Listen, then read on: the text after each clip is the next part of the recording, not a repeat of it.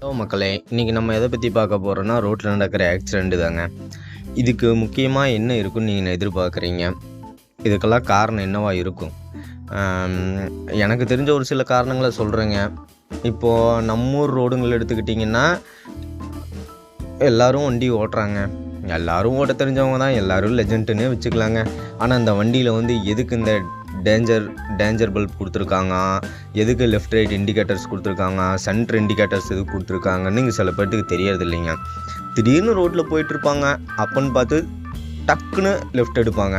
அப்ப பார்த்தீங்கன்னா, indicators use பண்ண மாட்டாங்க. பின்னாடி வரவங்க என்ன பண்ணுவாங்க, கொண்டு போய் இடிச்சிருவாங்க. இடிச்சா அங்க பெரிய அசம்பாவிதம் நடக்குங்க. எனக்கு என்ன டவுட்டுன்னா, வண்டி மேனுஃபேக்சரிங் பண்றாங்க. அதுல எதுக்கு இண்டிகேட்டர்ஸ் குடுக்குறாங்க?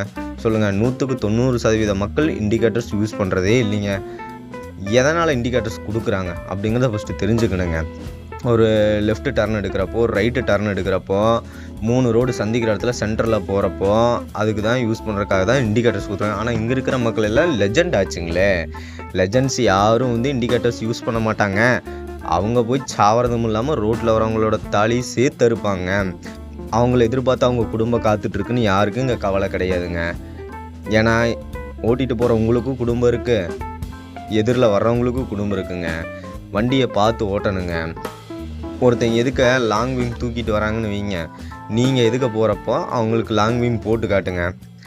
அப்ப அவங்க டிம் பண்றதுக்கு யூஸ்ஃபுல்லா இருக்கும். சரி, ஓகே, அவங்களுக்கு வெளிச்சம் பத்தல போல, நம்மளுது அதிகமா இருக்கும் போலன்ட்டு கொஞ்சம் டிம் பண்ணுவாங்க.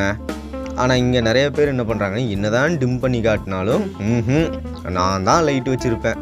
வண்டியில 9 லைட் மாட்டிக்கிறதுங்க. புதுசா வேற இப்ப எல்இடி வந்துருச்சுங்களா? 10 லைட் 15 லைட் சேர மாட்டிக்கிறதுங்க. மாட்டிட்டு அவங்க பாட்டுக்கு போயிடுறாங்க. எதுக்க வர்றவன் எங்க போய் விழுந்து செத்தா அவங்களுக்கு என்ன? அப்படிங்கிற ஒரு இதுல மெதப்புல அவங்க பாட்டுக்கு போயிடுறாங்க. இந்த ஆக்சிடென்ட் எல்லாம் நடக்க காரணம் என்னவா இருக்கும் அப்படின்னு நீங்க நினைக்கிறீங்க மக்களே? நீங்க நினைக்கிறத உங்க கருத்துக்களை கமெண்ட் பாக்ஸ்ல கமெண்ட் பண்ணுங்க. அடுத்து நம்ம எதை பத்தி பேசலாம்னு சொல்லி நீங்க கமெண்ட் பாக்ஸ்ல கமெண்ட் பண்ணுங்க. நம்ம அதை பத்தி கண்டிப்பா பேசுவோங்க. ஸோ ரோட்ல போறப்போ எல்லாம் கவனமா போங்க. உங்களுக்கும் குடும்பம் இருக்கு. எதுக்க வரவங்களுக்கும் குடும்பம் இருக்கு. எல்லாருக்கும் கனவுகள் இருக்கு. ஸோ நீங்க ஏன் உங்க கனவுகளை கொண்டு ரோட்ல போட்டு புதைக்கிறீங்கன்னு எனக்கு தெரியல மக்களே. ரொம்ப நாளா இதை பத்தி சொல்லணும்னு நினைச்சிட்டு இருந்தேன். தயவு செஞ்சு இண்டிகேட்டர்ஸ் யூஸ் பண்ணுங்க. நம்ம ஆளுங்க, நம்ம பசங்க தான் எல்லாம் அல்ட்ரா லெஜெண்ட் ஆச்சே.